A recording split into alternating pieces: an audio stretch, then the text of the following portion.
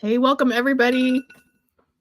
We have got with us today Troy Powell, and he is my husband. That's why we have the same last name. So they and my partner Raquel Rigby, they're going to be sharing with us their experiences in real estate investing and how networking has helped them to go farther faster. And one of the reasons that we wanted the two of them to come and talk today is because like Troy got started because I was starting, and he just kind of went everywhere with me when we were networking and kind of played my wingman and just listening in and really almost was able to absorb things by osmosis. And so it's really been fun to watch his progress over the last couple of years just by hanging out with the people and by attending the events, even though he wasn't like 100% in the investor chair. And so now he has the knowledge and he has the network and the friends, and he's really jumped into it full time. And Raquel, I met you in 2020, the same day everything shut down. We met at a networking event.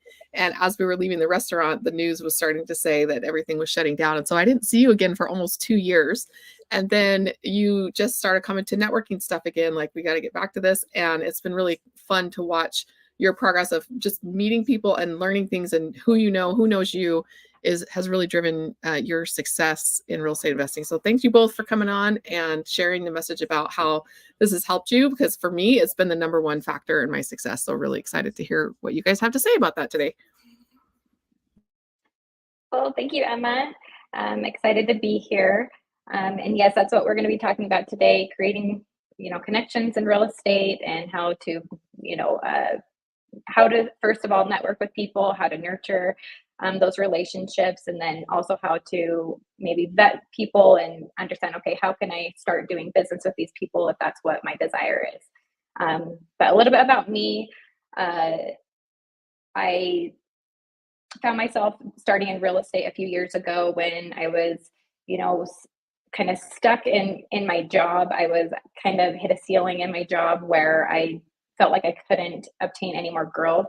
And I wasn't sure about how to start planning for retirement or how I was going to, gain more control of my time. Some of my desires started changing. And so I decided to dive into real estate because that's how a lot of people grow wealth and how they create more control of their time and get some of their time back by investing into passive real estate deals or building portfolios of real estate assets. And so when I decided to do that, I decided to, first started educating, but then I found myself needing to actually meet people.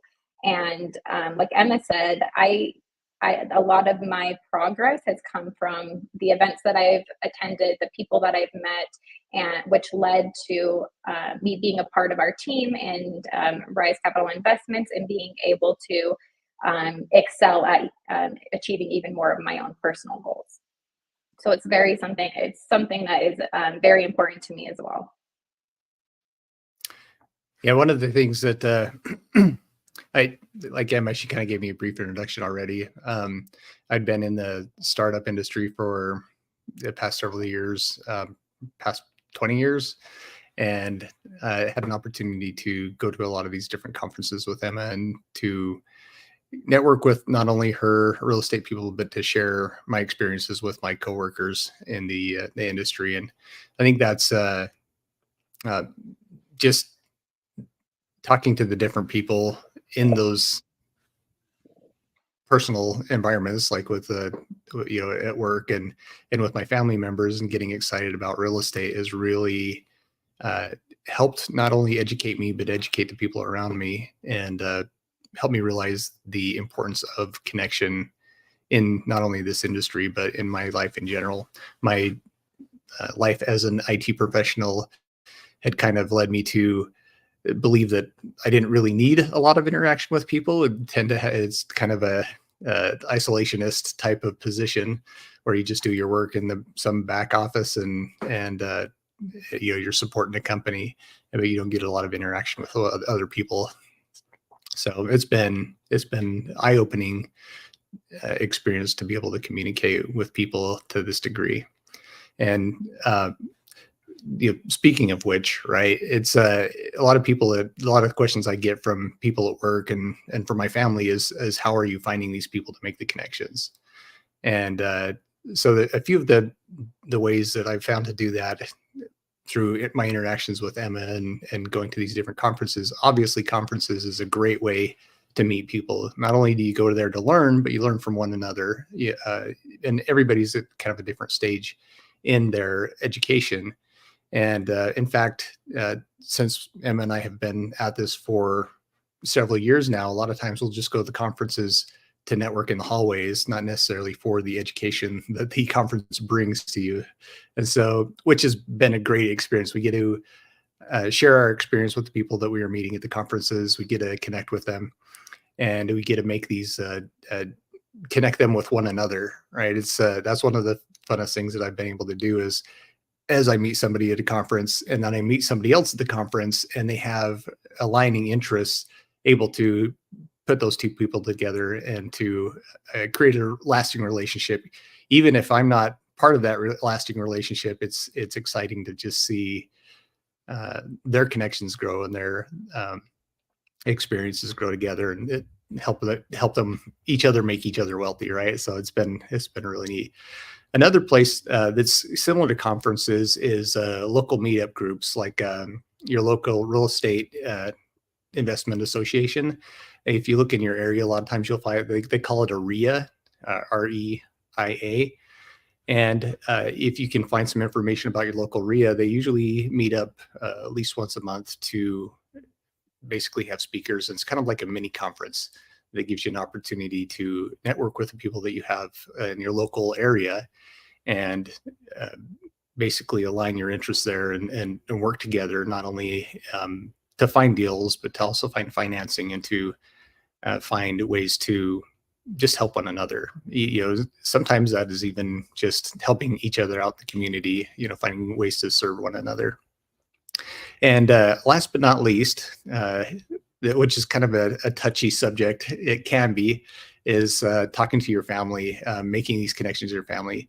And from my experiences, I haven't had a lot of excitement towards my new education with my family members, but as they see me learning and growing and me sharing the information with them, it's helping them understand that there's a different world out there that they maybe weren't aware of, as far as the options and opportunities, not only for investing, but for creative financing in their own personal lives, right? I don't normally go to them and ask them for money because until they see me succeed, they're less likely to want to invest with me, because it is scary for them. A lot of people look at real estate investing and they hear the horror stories of somebody stole all my money and our grandma's money, and now we don't have an inheritance, right? And that's the last thing we want to do is to scare them away. The goal is to just educate, make connections, introduce them to other people's, as we meet. In fact, my family members, a couple of my family members has been able to introduce me to other real estate investors, friends that they have in the area, whereas before I didn't have that connection. And so they can be a great source of connection and of developing deeper relationships. Is there That's anything so I'm true, missing? Troy. Yeah, Yeah. and I want to touch back on what you said about, going to the conferences and not just going for learning, because in the beginning, that's what I was doing. Like, I was going to the RIAs, I was going to the conferences, and I would sit there and I would just take notes, and I would just with my head down. I'm just here to learn. I'm not here to talk to anybody, especially in some of those first meetings. I would find myself being the only woman in the room. There's a book written, The Only Woman in the Room, and it's a very real theme. And being in that situation was new to me, and I was very uncomfortable. So I had a harder time, opening up and conversating with people in the beginning. But I did learn over time, and I like to learn from other people's mistakes or from other people's experiences, that if you can cut through that in the beginning and just start connecting with people and just chatting with people, getting to know and just listening instead of just always talking about yourself, listening and being really good at asking questions and dissecting what other people are doing, that can open the door to so many different opportunities. And then the other thing with the friends and family, my first few deals and my first commercial deal, I was able to invest in because of like a friends and family connection. And so that's super important to be telling people about what you're doing. You never know who's interested or who actually has something going on if you don't talk about it. And so that's a really good point that you made as well. Yeah, and I guess the leading into that, right, is that you say we've gone to these conferences. A lot of times I have a hard time staying in contact or following up with the people that I do meet there, because I meet a lot of different people at these conferences and at these meetups and everything that I'm going to. And so sometimes it's hard to I guess follow up and keep track of who I've talked to and who I haven't. One of the tricks that we learned at the last conference that we were at is to take a selfie with the person that you want to connect with, that you've been visiting with. And right there, you take the selfie and you ask them for their phone number so you can send it to them. And then you put your name in there, you put their name in there, you put a little brief description of, hey, I really enjoyed talking about Labradors or whatever it might be, right? And then that way it helps you not only remember who they are, you can see who they are, it gives you a little bit of information about when you follow up with them that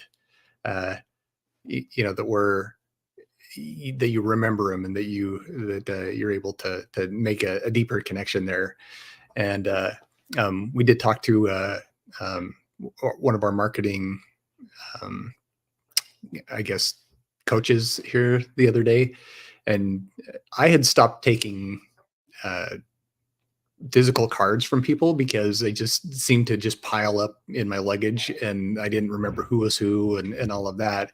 And I guess a good way would be to take a picture of their card as well. But she had mentioned that you want to hang on to the cards because then you can kind of separate them out into the different piles of who they are.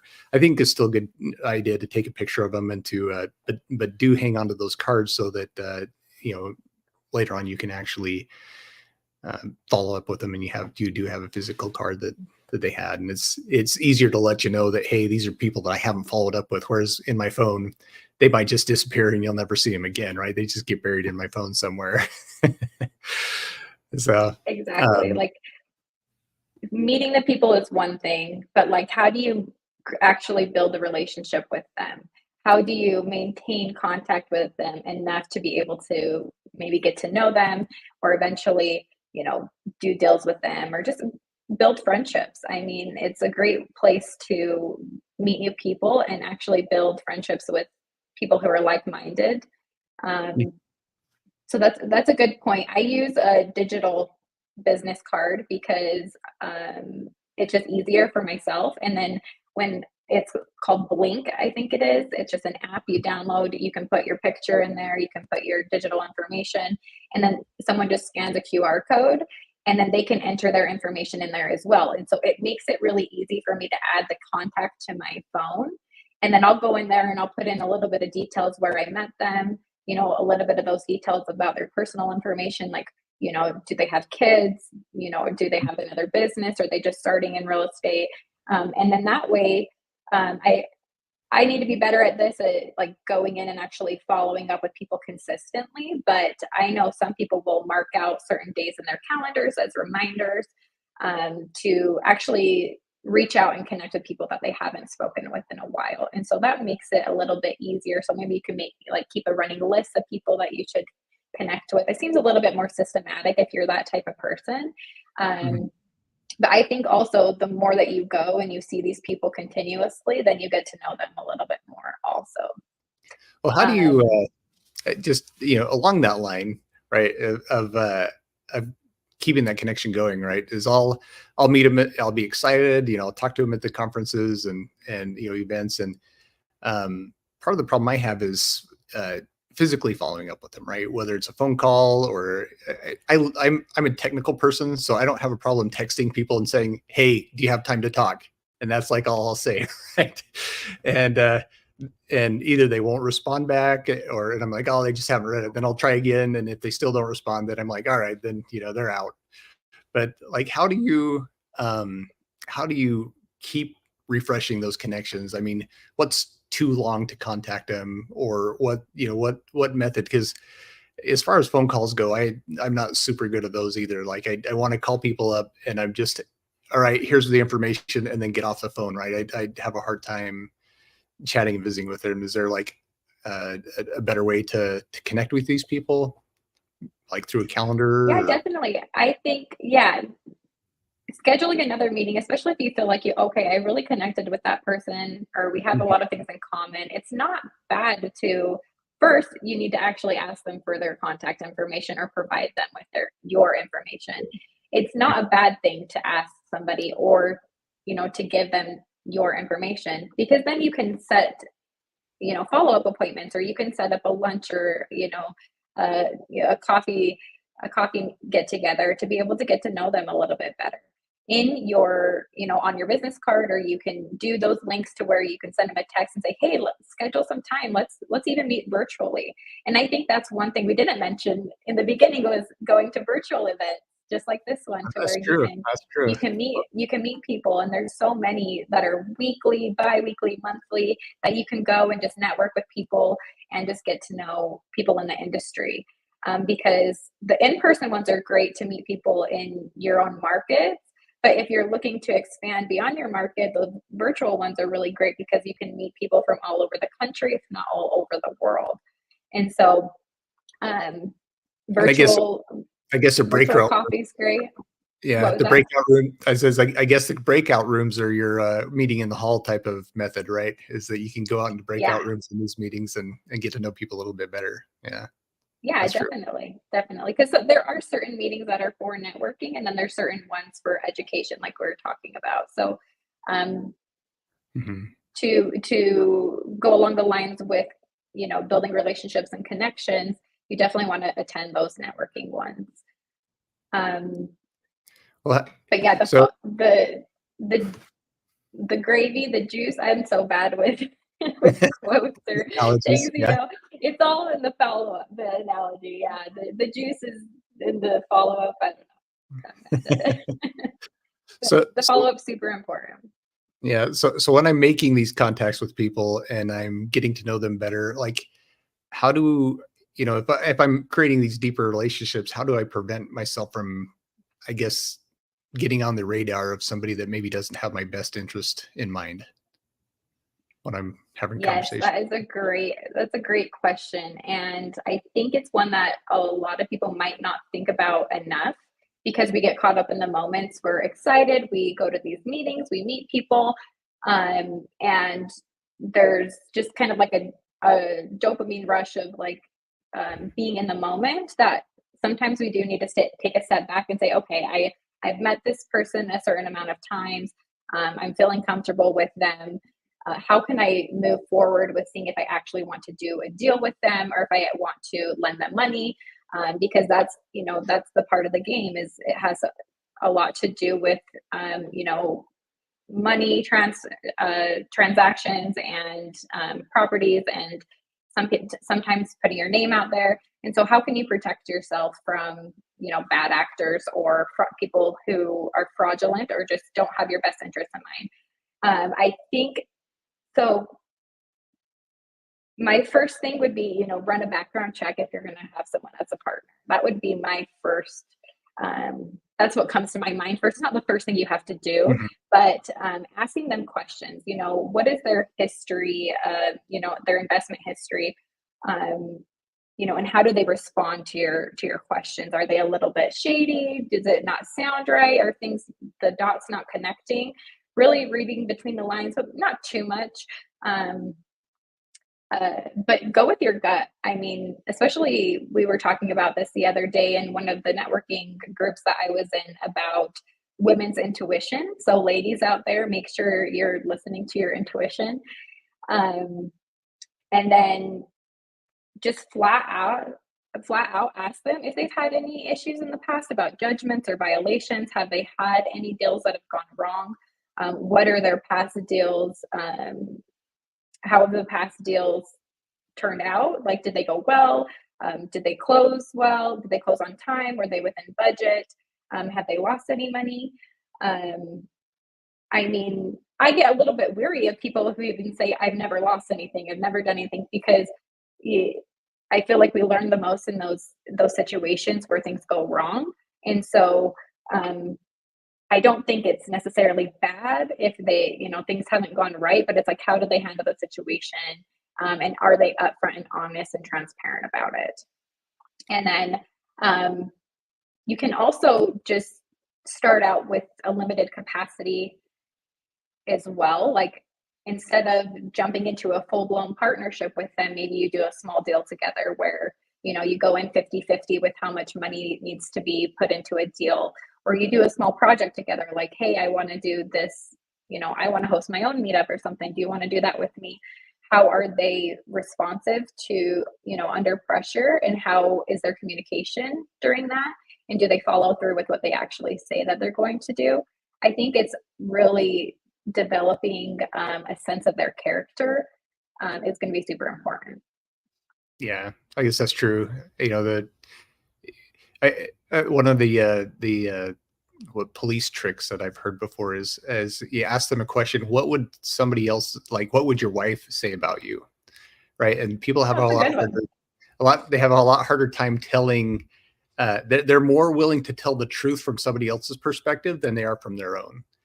And so it's a kind of a separate way. So it might be like, hey, what would your partner say about you?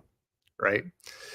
And that's another good thing to look at, is actually go and ask their partners, like, ask for references, especially if it's a significant amount of money. You can ask for references, and you can actually follow up with the references, because asking for the phone number is one thing, but you have to actually follow through and call them, and maybe just have a list of questions that you ask, and just to make sure that they're checking all the boxes that you would need. And I don't think there's like necessarily a specific time frame that you need to wait. There's not like a law out there that you have to know somebody for a certain time, unless it's a specific type of like 506B deal. You do have to have a pre-existing relationship with somebody in order to do an investment at that capacity. But a lot of it comes down to your own personal desires and what you're comfortable with. Okay. So that's good. I think that so after I got laid off for my last position, I started talking to a lot of recruiters, and since I was shifting industries, I ended up recruiting a lot of the recruiters to our monthly meetup, or our weekly meetup that we do with our free investment club at riseclubcapital.com. And we teach people about real estate investing, and people that don't have any experience. We also get to meet people that have experience there, and it's been a great facilitator in meeting people and being able to talk to them personally, to do smaller deals with people, to kind of get to know them, to get to know their character. And I think it touches on a lot of the things that you've talked about today, as far as the communications, the networking, the vetting people out, and making sure that you're working with good people. In fact, that's how we found you, Raquel, is you joining the club with us and getting to know you, and the fact that you were very that your communication was amazing. You were very open, willing to share about yourself, but not only about yourself, but your experiences, and willing to be vulnerable with us and express the your limitations, and helping us to understand those. It led to even more trust in you. And in fact, everybody on our team that's the reason that we ended up wanting to do business together, is because of just their amazing character. And I think that it kind of comes down to that, is that treat people like people, and the relationship comes first. You end up making a lot more meaningful connections. Definitely. It's such an important part. Making connections in real estate is what is going to elevate your success in the long run, because it takes a team. You can't do this alone. You can't go at it alone. A lot of the times people feel like they can, and some of it personally, I have to say, okay, that's my ego. I need to check it at the door and say, okay, I need help with this because I can't do it alone. I have big desires, I have big dreams, and I know I can't do it alone. So it's just finding the right people that you're going to associate yourself with, and then get to work. Exactly. Find out what their superpowers are and encourage them. Exactly. And all right, is there anything else that we wanted to touch on? So just to recap, first of all, you just understanding that the connections are the most important thing that you can do to help elevate your success and to meet your goals. Connecting with people at different meetups locally, your RIAs, places around town. Don't be afraid to just talk to people, your friends, your family. As a dental hygienist, that's what my W-2 job or my formal education is. And so I would always talk to patients about it, even when I was beginning in real estate. And still, I work one day as a dental hygienist, and I still talk to people about it. You would be amazed. And people who are in it, they love to talk about it, And so you never know who the people are going to be that you're talking to in the day. So just be open about it, honest. If you have supportive friends and family, definitely be open about it with them, and then make sure that you're nurturing and keeping in touch with those connections, or else it could be a waste of time if you don't follow up with people and keep the conversations fresh. I mean, it's not like you have to follow up with them every week or even every month, but maybe quarterly. If you when their birthday is coming in, you're now Facebook friends, you get that notification, reach out to them in a personal text message or something. Or if they have an anniversary, those are good times to connect with people. And then make sure you always protect yourself. Don't get wrapped up in the emotions, and making sure that you are, reading any red flags that come along and aren't too trusting, out of the gate. That way, you're protecting your reputation, you're protecting your finances, and your family in general. And then, just understanding yourself, and when you're comfortable to move forward and in progressing that relationship to actually doing deals, don't be afraid to do it. Like, once you feel that comfort level and you're like, okay, I've evaluated what's the worst that could go wrong, then you're, maybe that's overthinking it a little bit, but it's a good way to frame it is, what's the worst that could go wrong? And if the upside is more than the downside, then, don't feel free to move forward with it. Yeah, sounds good. Agree. Well, all right. Thanks for joining us today. Appreciate your time. Thank you, everybody. Okay. Well, have a great rest of your day. We'll see you later. Bye.